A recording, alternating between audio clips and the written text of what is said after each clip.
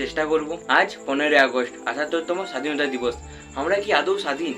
না না, আমরা ছেলেরা স্বাধীন হতে পেরেছি, কিন্তু আমাদের মা বোনরা স্বাধীন হতে পেরেছি কি আজও? কিছু জানোয়ার লোকের জন্য তারা আজ পরাধীন।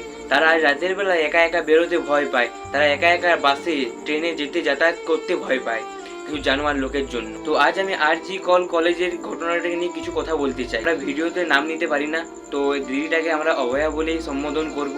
তোমরা হয়তো কম বেশি সবাই জানো 9ই আগস্ট 7:30টায় দিদির মৃতদেহটা আরজি হসপিটালের সেমিনার রুমে পাওয়া যায়। তার শরীরে ছিল অসংখ্য ক্ষত চিহ্ন। তার দিদি আমাদের লক্ষ্মী ভান্ডার দিচ্ছে, কিন্তু আমাদের ঘরের লক্ষ্মীগুলোকে সেভ করতে পারছে। যারা আমাদের জীবন বাঁচায় তাদের সাথে এরকম হচ্ছে, তাদেরই জীবন চলে যাচ্ছে, তাও আবার কিভাবে? ধর্ষণ আর খুন হয়ে। এটা কি মানা যায়? এ বিচার চাই। এই শুয়োরের বাচ্চাগুলোর যেমন উপযুক্ত শাস্তি হয়, এটাই আমরা চাই, এটাই আমরা আশা করি প্রশাসনের কাছ থেকে। তোমরা বলো না আমরা নারী, আমরা সবই পারি, তোমরা কিচ্ছু পারো না। তোমার ইচ্ছার বিরুদ্ধে যখন তোমার শরীরে কেউ টাচ